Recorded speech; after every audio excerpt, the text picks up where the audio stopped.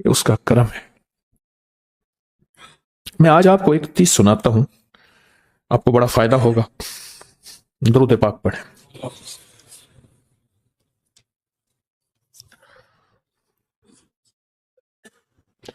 ابو عبداللہ مغربی فرماتے ہیں، میں نے رسول اللہ صلی اللہ علیہ وسلم کو خواب میں دیکھا، عرض کیا مجلد سے ایک حاجت ہے، کس وسیلے سے دعا مانگو؟ عرض کیا مجھے اللہ سے ایک حاجت ہے، کس وسیلے سے دعا مانگو؟ کوئی عمل بتا دیں، کوئی وسیلہ بتا دیں آقا۔ میں نے حضور سے خواب میں سوال کیا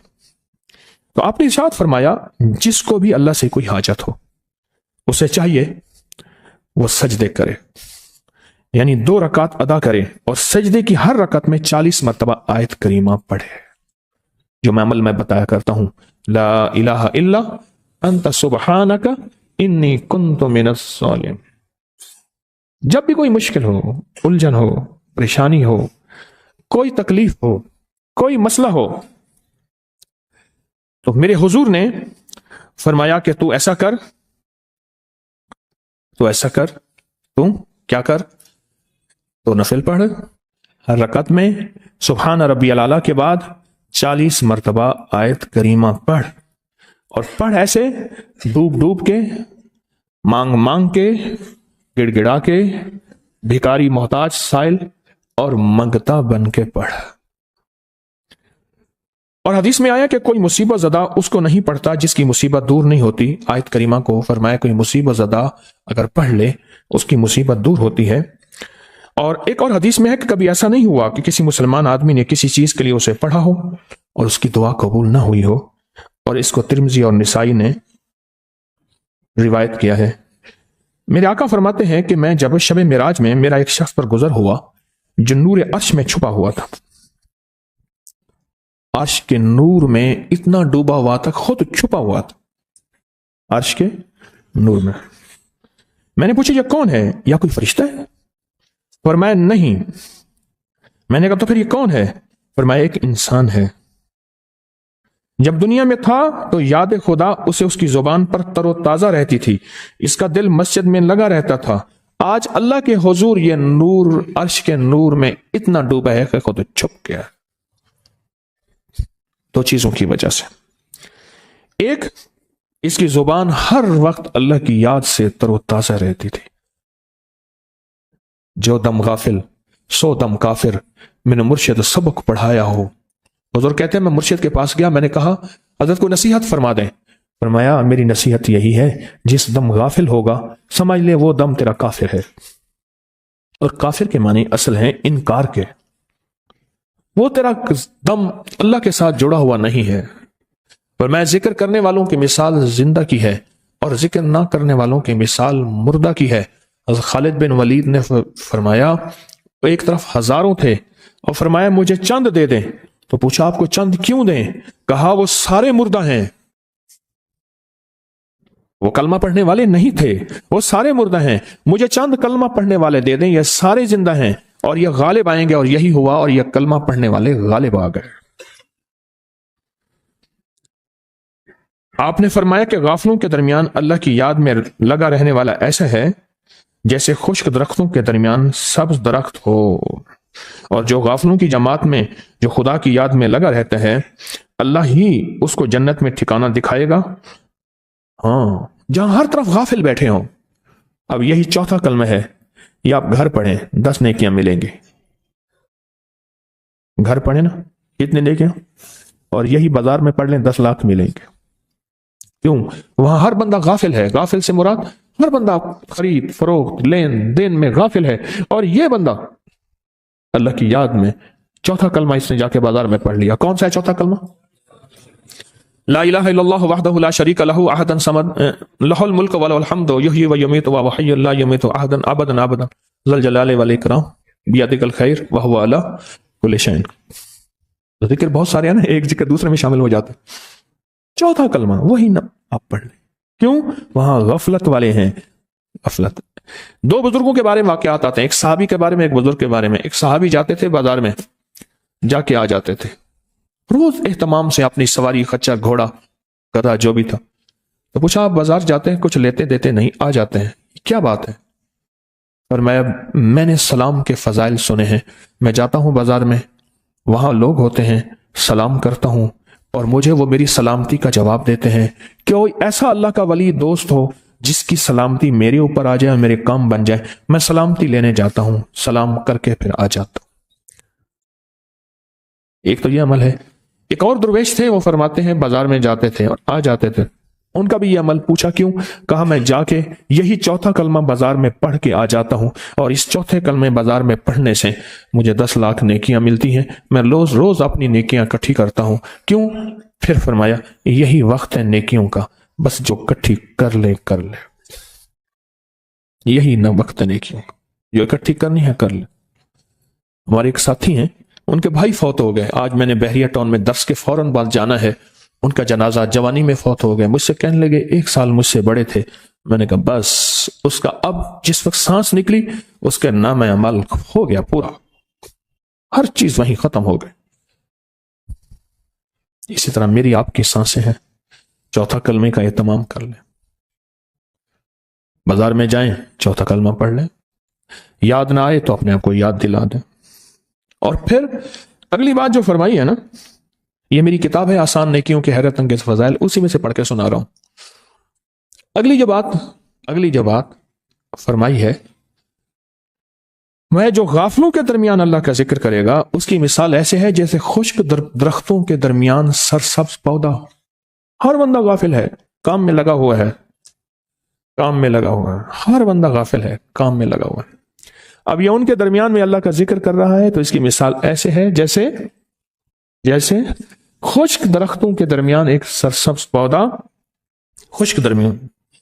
اور فرمایا جو غافلوں کی جماعت میں ہو کر اللہ کی یاد میں لگا رہے گا، اللہ اس کی طرف ایسی نظر سے دیکھے گا کہ اس کے بعد کبھی اس کو عذاب نہیں دے گا۔ بہت بڑی خوشخبری ہے یہ، اس کو ذرا غور سے پھر سنیں۔ جو غافلوں میں رہے اور اللہ کی یاد میں لگا رہے، اللہ اس کے اوپر ایسی نظر سے دیکھیں گے، اس پہ ایسی نظر فرمائیں گے کہ اس کے بعد اللہ اس کو کبھی عذاب نہیں دے گا۔ میں کراچی سے آ رہا تھا، یہ کراکرم ٹرین میں نئی آئی تھی تو اس میں کیبن تھے، 3 بندے ادھر 3 بندے ادھر، دروازہ بند۔ میری سیٹ تھی وہاں، کراچی والے حضرات وہاں بیٹھا میں ٹرین میں، تو کوئی بندہ جوس لے آیا، کوئی بسکٹ لے آیا، کوئی کیا چیز لے آیا، میرے کہے بغیر میری سیٹ پہ رکھ کے چلے گئے۔ اب وہ اصل میں وہ کوئی ڈرامہ کر کے آ رہے تھے، اسٹیج ڈرامہ، کالا میرا کپڑا تھے کالے میرے ویس، پتہ نہیں اس طرح کہنے لگا، ہم نے یہ ڈرامہ، مجھے لفظ یاد ہے، وہ ڈرامہ کر کے آ رہے تھے۔ انہوں نے دیکھا نا، ایک دوسرے کو ایسے آنکھوں سے دیکھ رہے تھے اور کراہت کا انداز تھا کہ یہ بندہ کہاں سے آ گیا، کباب میں ہڈی۔ میں نے دیکھا نا، ٹرین جب چل پڑی اس کے بعد میں نے دعائیں وغیرہ پڑھ کے میں نے کھولا، میں آ جائیں کھائیں، نہیں تسا کھاؤ مولوی صاحب تسا کھاؤ، میں کہ نہیں آ جائیں، اس کو دیا۔ ایک بندے نے ایسے تھوڑا سا ہاتھ کر کے لیا، اوپر مئی سو رہی تھی تو اس نے ایسے کر کے ہاتھ لیا، اس نے ایسے کر کے ہاتھ لیا، وہ سارے آ گئے۔ اور پھر میں نے ایک چھوٹا سا نا لطیفہ سنا دیا، انہیں ہنس پڑے، انہوں نے کہا خشک نہیں ہے، وہ تو مئی کہنے لگے اپنا ہی، مئی کہنے لگی اپنا ہی۔ اچھا دوسرے بندے نے نا اس کو اصطلاح میں کہا، اسے پتہ نہیں چلا کہ مجھے سمجھ آ رہی ہے، انہوں نے کہا نا وہ مولوی یہی، انہوں نے کہا اپنا ہی۔ اچھا میں نے ایک دوسرا اور لطیفہ سنا دیا، مئی ایسی اتری نیچے، کہاں مئی کا دوپٹہ اور کہاں ہم کم ہوں گے، کالج ہوگا، رقص میں سارا نالج ہوگا۔ خیر مئی نے لیا، ٹھلی ہوئی مئی تھی لیکن ان کے ساتھ سر اور ساز میں ساتھ دیتی تھی، نچنے کی ماری ہوئی بیچاری، دانت ختم ہو گئے، چھریاں پڑ گئیں، اور سوتے ہوئے ہر چیز بیچاری، میک اپ تو ختم ہو گیا، ویسے اصل عمر بتا رہی تھی 55 سے غالباً اوپر تھی مئی، باقی بھی تھے۔ ایک کی بنسری بندھی ہوئی تھی اوپر، اس نے لٹکائی ہوئی تھی کہیں میری کروٹ پہ نہ آ جائے، بنسری نازک سی تھی۔ انہوں نے اپنے اوزار سارے انسٹرومنٹ بانے بجانے کے سنبھالے ہوئے تھے، وہ مجھ سے پہلے، میں کینٹ پہ بیٹھا، وہ سیٹی سے آئے تھے، اسٹیشن سے ٹرین چلی تھی، غالباً یہی اندازہ ہے اگر میں بھول نہیں رہا تھا۔ میں نے انہیں کھلایا کہ میں کہ میرے مرید ہیں محبت کریں گے تسی پیر ہو ہاں اوئے پھر بچا چھٹ گیا ایک جھنگدائی جنگلی بولے ہاں دوسرے بندے کو میاں چنو کا تھا وہ بھی سامان وہی جنگلی ہے تو خیر وہ اس طرح مائی لاہور کی تھی پھر مائی نے رویا مجھے ایک طلاق ہوئی پھر جو مائی بعد میں تو مائی اپنے غم روئے مجھے وہاں سے طلاق ہوئی مجھے وہاں سے طلاق ہوئی میرا یہ ہوا وہ خوب کھلایا پلایا ان کو میں انہوں کو کھواواں پلاواں بیٹھا تے بچو رکشاں دے بچو لکھیا کھڑا انہیں خرچہ لوکاں دا تے نخرے ساڈے خرچہ لوکاں دا تے نخرے مجھے یہ لفظ بھی یاد آئے خوب کھلایا پلایا تو یہ میں غافلوں کی بات آئی تو مجھے واقعہ یاد آیا اپنا حدیث پڑھی نا میں نے مجھے اپنا واقعہ یاد آیا ان کو کھلایا پلایا خوب پھر ان سے باتیں کہیں پھر میں نے جب ایک درویش فرماتے ہیں اور میں ہیں پہلے اس کو بھر پیٹ کی طرف اشارہ کرتے تھے اس کو بھر پھر کان تیری بات سنیں گے اگر تو نے اس کو نہ بھرا تیری کان بات نہیں سنیں گے اس کو بھر خوب بھرا کھائے پیے بہترین اور چیزیں وہ ساری تھی بھی چٹکارے والوں یہ جو ملنے والی چیزیں ہوتی ہیں خوب کھانے پینے کے بعد اب میں نے ایک چھوٹے سے وظیفے کا فائدہ بتایا چھوٹے سے وظیفے کا نفع بتایا میں کہ یہ پڑھ لینا تو یہ ہو جاتا ہے اگلا بتایا اور میں نے ان سے کہا کہ اگر یہ چھوٹا سا لفظ ہے سارا دن اٹھتے بیٹھتے پڑھتے رہیں اس کا یہ فائدہ ذکر کے نفع بتائیں اعمال کے نفع بتائیں چھوٹے چھوٹے آسان اللہ اکبر صحیح بات پوچھیں وہ نشست میری کوئی گھنٹہ ڈیڑھ رہی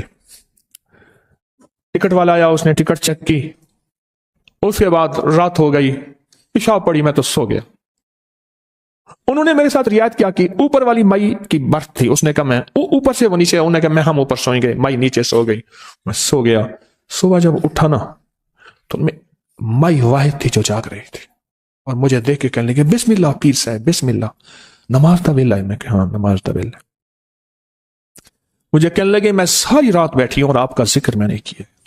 اور آپ نے کہا تھا یہ ذکر کرو تیری مصیبتیں ٹل جائیں گی تیرے مسائل حل ہو جائیں گے تیری تکلیفیں ختم ہو جائیں گے میں نے ساری رات نہیں سوئی اور کہنے لگی ہماری ویسی بھی راتیں جاگتی ہیں ہم اداکاروں کی ویسی بھی راتیں جاگتی ہیں پہلے کسی اور جاگتے میں جاگی تھیں اس نے ایسے اشارہ کیا اب اللہ کے نام پہ اللہ کا نام تو میں نے کہا اس نے کہا جو آپ نے تسبیح بتائی تھی اب اس پہ جاگتے جاگتی ہیں یہاں کوئی داروغہ والا وہاں کی مائی رہنے والی تھی سٹیج ڈراموں میں تھی پھر ختم ہو گئی سارا حسن ختم ہو گیا پھر زندگی ڈھل گئی اب ادھر ادھر جو ڈرامے ہوتے ہیں وہاں فن دکھا کے پیٹ پالتی ہوں وہ اتنی دکھی تھی اندر سے وہ اتنی دکھی تھی کہ اس کا دکھ سنتے ہی آنسو آ جاتے تھے فرمایا جو غافلوں میں ذکر کرے گا